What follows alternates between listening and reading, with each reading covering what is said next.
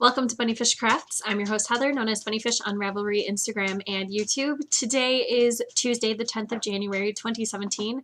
This is episode 208, quick check-in. Grab some sticks and string and come sit with me. How was your week?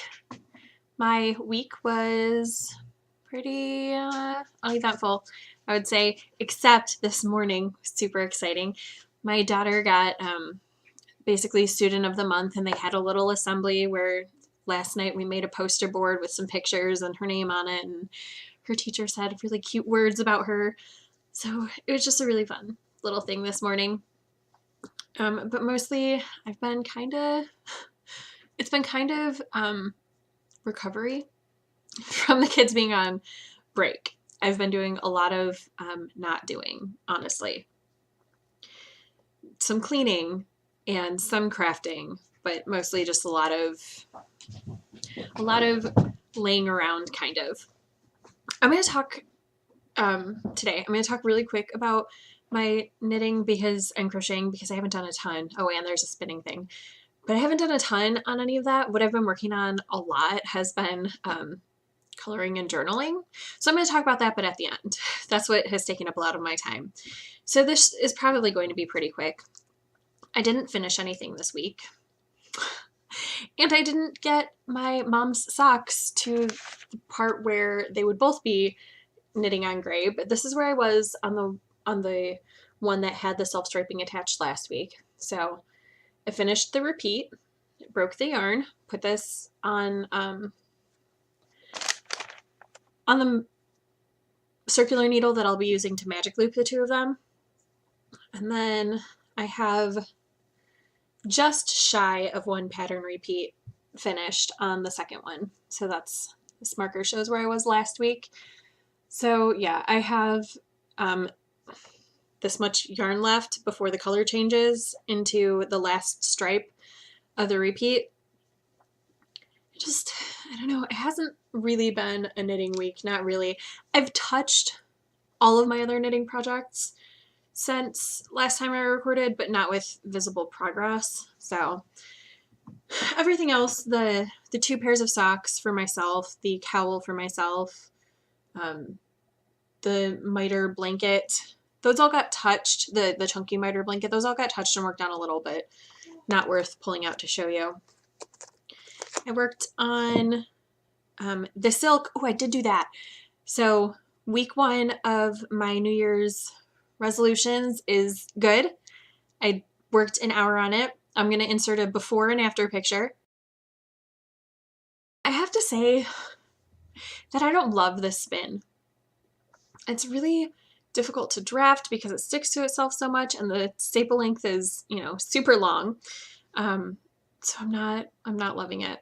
But I did do I did the 1 hour over this week. I did half an hour one day and then 2 15-minute chunks. So it is further than it was, and that's all I want with this whip challenge for myself for the 52 weeks. And for this week, it is the Christmas garland. So I think that turns out to be 4 or 5 beads added on, which again isn't a ton, but it is progress. So check in with me next week to see if I worked on that Christmas garland. The other 2 things that I worked on are one of them is kind of modular and one of them's not, but I'm putting it where my modular projects are in my talking, and I left it. Hold please. It is the granny striped blanket. So this is just a little taste of what it looks like because the yarns do change across, and I do change yarns every time I start the new row so that there's never yarn stacking, because I just want little blips of color. I don't want the actual granny stripe blanket where you do 2 strips in a color. So I have yarn in here from Haley, from the ZK in general. I have some from Steve of Dramatic Knits. This one right here for sure is from him, this top purple stripe. Leftovers from projects, I have a mini skein of Nooch right here that I didn't use for anything but in this blanket. So yeah, a lot of really nice yarns in here. This is the Monsoon colorway from Hedgehog Fibers. And I have 10 stripes of purple. So what I'm going to do is tomorrow I'm going to pick up my neutral gray color, and I am going to do tomorrow's stripe in that gray. And then I'm going to start on the following day with the blue section, and I'm going to do 10 stripes of blue. And I think I said I was going to do that random, but I'm not anymore. I'm going to do 10 stripes purple, and then 1 stripe gray, 10 stripes blue, 1 strip gray, 10 green, 1 gray, and then 10 in the warm color range. So the really bright pinks and red and orange and yellow. And then I will do a gray stripe. And then I don't know if I'm going to go back to green and work back that way, or if I'm just going to restart with purple.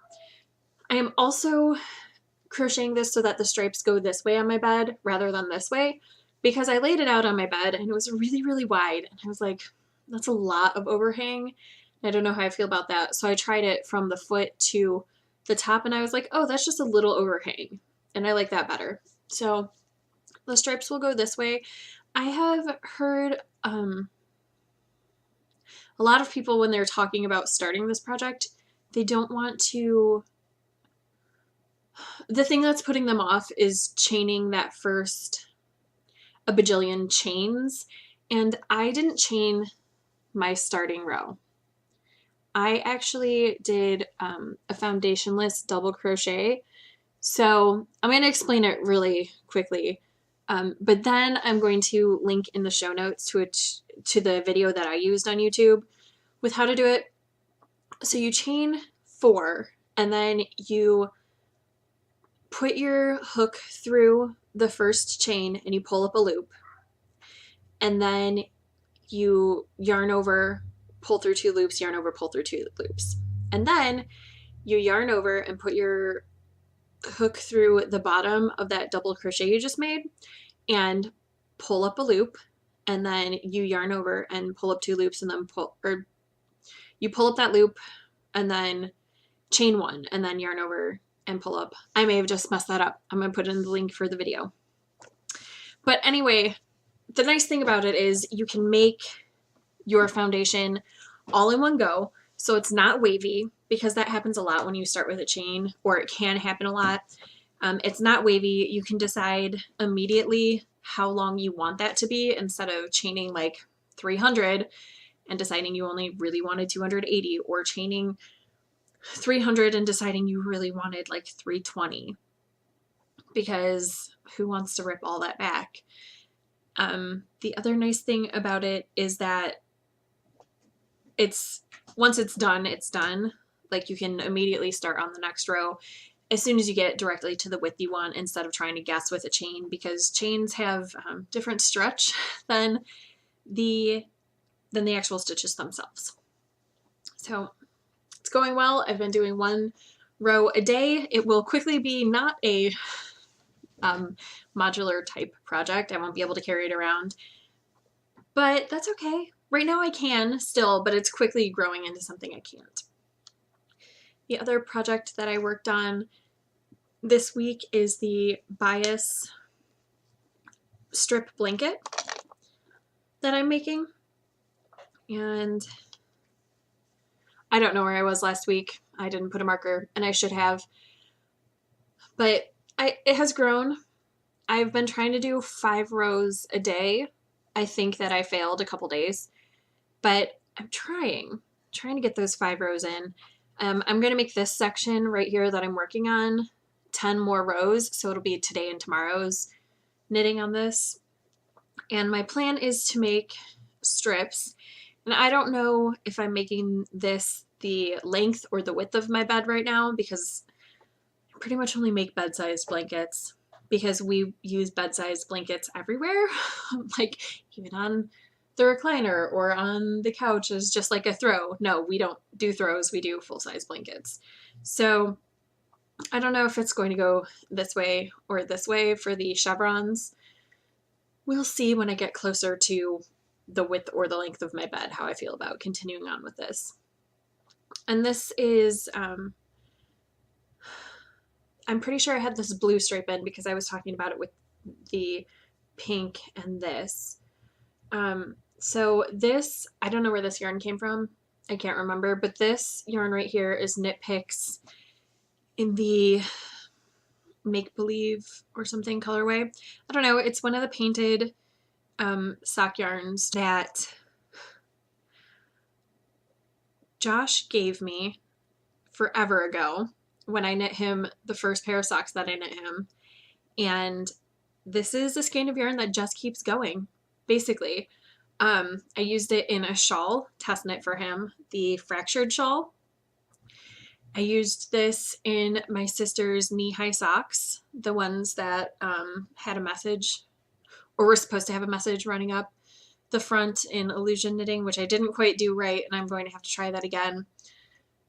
And then I think I used it in a couple other things, and this skein of yarn, I mean, it's not, it looks like it's more than it is. Let me smush it. So there's still quite a bit left. So I'll probably get it in a couple times in this blanket, or I might use it in my granny stripe blanket. But I really want to keep, I want to keep the stripes not super mixing of color. Does that make sense? Like, if this was just purple and blue, that would be fine, but since it's purple and green, I don't know if I want to use it in my granny stripe. The plan for it is evolving as I go. I did do a little bit of modular knitting. I did one barn raising square. This is Peyton's Croy stripes in the bramble stripe colorway. And I did a hexapuff, which is right here. I don't know who gave me this yarn. I want to say Haley, but I might be making that up.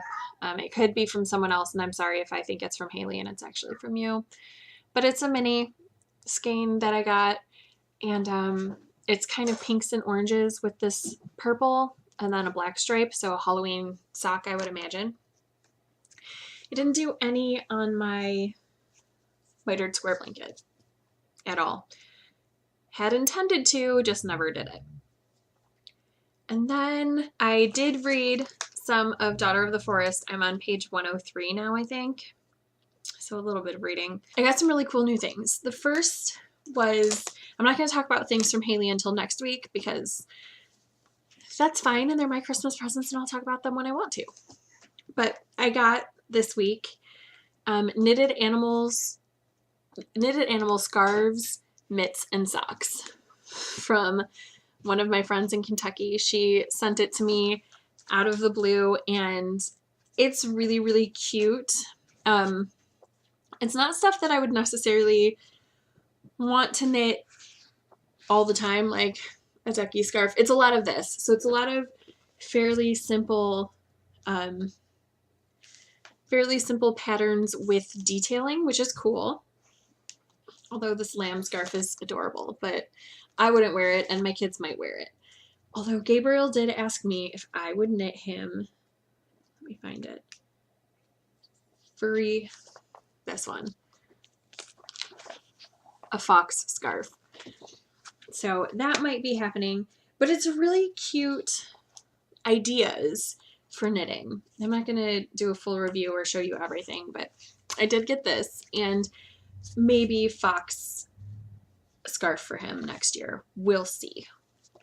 Definitely not this spring, wintry season, but maybe next year if he still wants one. I'll ask him, you know, next autumn how he feels about it. And the other thing that I got in the mail today is, not today, yesterday, is super exciting. Last month, I was contacted by the owner of Very LLC, and she asked if I would be interested in trying a new product for her, and I said sure. So what she sent is this new stitch minder that she wants me to try out for her. It's a little cat on a big loop. No, you can't see that. I'll take a picture. Also with that are two sort of lobster claw stitch marker things that are Christmas presents for my Christmas crafting through the year, because you know I do that. So I thought that was really cute. And this is for me, but she also sent 4 sets of stitch markers, 1 for me and 3 to give away to you guys, however I choose. So maybe for a knit along, maybe for just to give away. Let me marinate on it for a week or 2, and then I will get back to you. But you guys, I have 2 favorites, and I'm having the hardest time deciding which one I'm going to keep. So there are there's one with a flamingo, and they all have square stitch markers with beads from vintage necklaces that she finds at thrift stores and then puts on the stitch markers. This is a seashell, and it has white beads. The flamingo has pink beads. And then these are the two sets that I'm like, oh, which one? So this is a little dragonfly with kind of light purple beads, or like clear that have purplish tinge on them. And then this is a leaf with stitch markers with green beads on them. I don't know which one I like better, but we'll figure that out later. And then she also sent some other things along for me, and it is just too sweet. She is just too sweet. So she sent along mini skeins, which are great, and all different colors, all different types of yarn. There's definitely some sparkle in there, 2 plies, 4 plies. And then I got the package and I was like, that's not what I think it is it? What I think it is? Yeah. I can speak, but not right now, apparently. Yeah, there's a full skein of her yarn in there. So this is 75 superwash merino, 20% nylon, 5% stellina, and this colorway is Fairy Forest.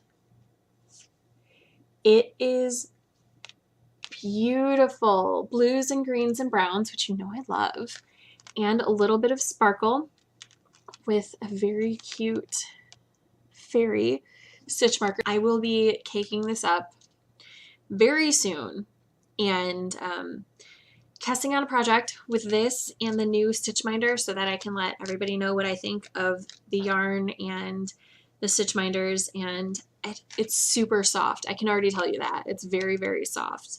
And I don't know what this should be. So I would like some suggestions. What should I knit out of this? I mean, I could do socks, but it's really pretty. I could do a hat or a cowl or mitts. I don't really wear a lot of shawls, so I don't want to do that because I want it to be something for me, because selfish knitting this year. So what do you think? Leave me some suggestions, just even general suggestions, or if you have a specific pattern that you think would look great in this yarn, let me know. And then what I've been doing a lot has been journaling. So I totally spread the journaling bug at work because I take my journal in a lot, and I don't remember how I'm in trouble for this, but I know that I am, because one of the girls not trouble, but you know, one of the girls at work was like, oh, I totally got a journal because of you. She had a journal called Wreck This Journal, which looks so cool, and I always pick it up, but then I always put it back down just because. So she has a Wreck This Journal, and she also got like a regular journal to write in and decorate, because a Wreck This Journal isn't really, it's not like a journal where you write about life stuff. It's more of an art journal where you have prompts to get you to wreck the journal, basically, to make it your own instead of a pristine, pretty notebook sort of thing. And I'm fine with that. So then she and I were talking about it, and another girl was like, oh, what's all this journal stuff? Like, because Mandy and I were talking about bullet journaling specifically, and Haley said, well, what's that? So I explained to her how I use the bullet journal and have adapted it to work better for me, because the bullet journal is great. It's brilliant. It got me back into journaling, but not all of it works really well. So I'm going to quick flash you some of my stuff, but not hold anything up too long. So this is my monthly setup thing, and this is my to-dos. Instead of writing the same things every day, like granny stripe and work on my bias blanket every day. I just have that on here as part of a grid that I'm coloring in. I totally stole that idea from what's her name? Boho Berry. Her first video on YouTube was a bullet journal walkthrough, and I saw that in hers and I was like, oh, I'm taking that. But yeah, so the first thing for this year is a list of the calendar, and then I put in my work schedule and different appointments that I have on there. And then I put in my New Year's resolutions and my gift plan for the year. So here are my resolutions, and you can see over here, I already wrote in that the garland is for this week, and I'll keep track of it here. And I didn't check off that I was successful with the silk, but I'm going to just put a little check mark next to the ones that I actually do, so you can see right away. And then my life goals are down there, and I'll update that throughout the year. And then for Christmas, I got a page a day calendar, which I've been really, really into. So every day I have been coloring a page from the calendar, and then I glue it in. And then on some days I just do a bullet journal checklist, but on some days things happen, and so this whole page is an entry about the day. Bullet journaling is really about quick snapshots of your day, not so much about all of your everything, which is fine if that's what works for you. But I also like to write in about my day sometimes. So I use both a traditional style of just writing in the journal and also the bullet journal style of just making notes. But I also like to glue things in. So this is a completed page. I didn't do the 5th. See, I didn't color that yet. But there wasn't a lot that went on. I more want to write about what happened on the 6th because it was a really good day. So I made those teacher mitts for my kids' teachers, and her teacher made this cute little card thank you note thing that she wrote in. And back to my story about getting people into journaling. So I explained to Haley about my bullet journal. See, and here's more of what it looks like. I explained to her about my journal, and she was like, you guys should go shopping with me to get stuff so I can start a journal. And Mandy and I both got off work early that day, and Haley worked in a full shift.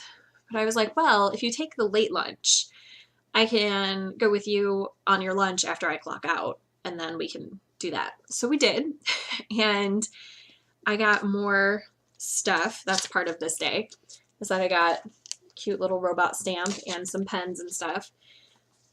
And so then I wanted to journal more, and then my best friend and I, Mary Lee, went the next day because she saw that Haley and I were getting into it, and she works there also. And she was like, oh, I should have gone with you and gotten more stuff. And I don't even know if she worked that day, but the next day we took my kids to my job just to walk around and see the place because Gabriel's been asking for forever and he's super excited about it. So we took them and we got more stuff that's journal related, like stamps and ink and stuff. So I've been really into the paper craftiness instead of the nitty crafty. And look at how cute. This is today's design. I didn't start coloring it because I wanted to be able to show it to you without stuff on it and half finished, but look at how cute that is. It's little knitted mittens. I haven't flipped through this at all except to see what my birthday was and a couple other people's birthdays. And my birthday, I'm not excited about the picture that's on there, but it's fine. But there have been, it's a very different picture for every day. So I'm not going to show them all again because you've already seen them, but this one is just a paisley leaf sort of thing going on, and an aquarium of fish. There is Matrushka, the stacking dolls, is a day. Flowers with ladybugs one day. A couple abstract flower pictures, a bird, a frog. So they're all really, really different. And today is hand knits. So that's exciting. Well, I'm choosing to decide that they're hand knit things and not commercially made things, but that is that. I would like to give a recommendation if you're into journaling. These Sharpie pens are awesome, and mine is really cool because it actually comes in this plastic pack that you're supposed to, well, that you're able to, I guess would be better. You're able to store the pens in the whole time, and it actually folds back to stand them up. So I really like that a lot. This is yesterday's that I haven't quite finished, but have almost finished coloring in, and then I'll glue it in. So yeah, I've been doing a lot of coloring and a lot of writing and a lot of paper crafting instead of yarn crafting. But it's been a lot of fun, and I'm totally okay with having enabled other people to go buy a robot stamp for their son and to start journaling. Whatever way people need to be crafty. That's all I have for you this week. I hope you made something fantastic with your sticks and string, and I will see you next week. Bye!